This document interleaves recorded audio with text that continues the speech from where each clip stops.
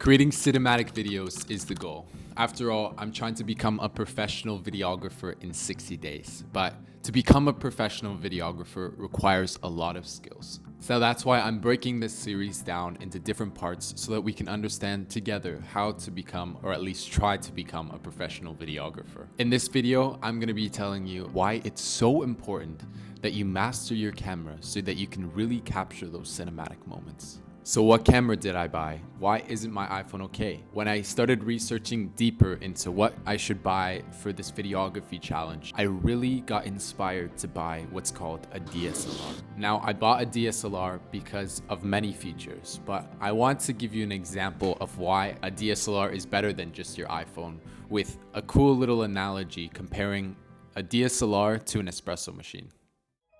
So I was thinking the other day, you know how making coffee is kind of like setting up a camera? Let me show you what I mean. Take this beauty right here, my Bravo Barista Max.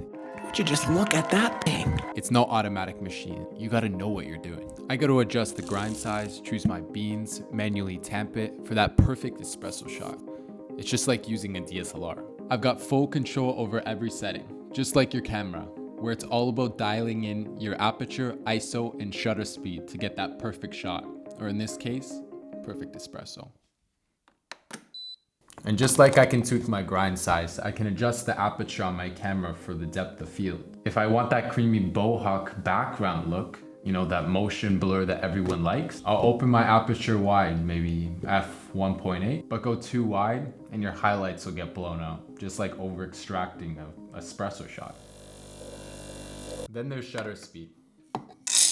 It's kind of like how long you let the coffee run through the coffee grounds. Go too slow and everything gets muddy and blurry. But too fast and you underexpose the midtones. Kind of like when you have an espresso shot and it's just not strong enough. It's just not what we're after.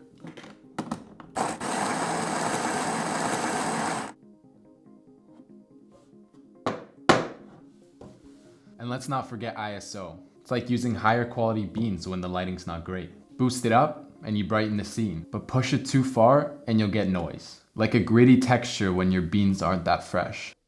See, it's all about control. My Barista Max is like a DSLR. It gives me the ability to fine tune every element to get that perfect shot. I can even froth the milk and add latte art, just like we add composition. Meanwhile, this is your iPhone. Instant coffee. Quick, easy, gets the job done. But you're not choosing the beans, adjusting the temperature, or manually tamping it. You're just pouring water over granulates and hoping for the best. It works in a pinch, but you're missing out on that depth and flavor that comes with having full control. You're definitely not gonna get latte art out of this, just like you won't get that beautiful background blur or custom settings from an iPhone. Don't worry if you're feeling a bit confused here. I just threw a bunch of high-level videography terms at you on purpose, you know, f-stop, aperture, ISO, bohawk background, it's all to make a point. It's kind of like walking into a specialty coffee shop and the barista starts throwing around terms like single washed beans from Colombia, and I'm just trying to figure out what's the difference between a macchiato and a cappuccino. Let me just show you what I mean. Here's your espresso. I used a 20 grind for this, so the cream is going to be especially good for you. Also, it was brewed in the Guadalajara mountains and it's going to be a wash taste. So you're going to have a full-bodied dark praline chocolate Nutella taste in this. Just make sure you leave a review on how it was. Thank you so much. Trust me, I've been there too, actually like a week ago, but that's exactly why we're going to head into our next section, the dinner party, where we'll break down all these confusing buzzwords so you can finally understand what's going on. Welcome to the dinner party. Let me introduce you to the aesthetic for the night. Where's the food at? Okay, not like that, more like this. Ain't that right, George? Yeah, this is good. Anyways, let's dive straight into some of these buzzwords. It's a dinner party after all. I gotta dress for the occasion. First up is aperture. Imagine this as the amount of light pouring into the room. When you open up your blinds wide, you let a flood of natural light in, making everything vibrant, cozy, and nice. If you only crack them open a little bit, you make everything dim and uninviting.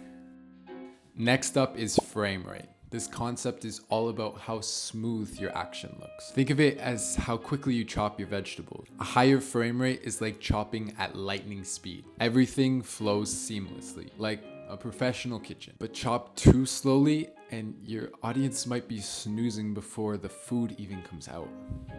Next up is composition. This is how you set the stage for your dinner. If you just toss everything on the table, it's gonna look like a chaotic potluck. But if you arrange everything thoughtfully, like plates, cutlery, and centerpieces, everyone's gonna wanna dig in when the meal starts. Just as your viewers will appreciate a well-framed shot.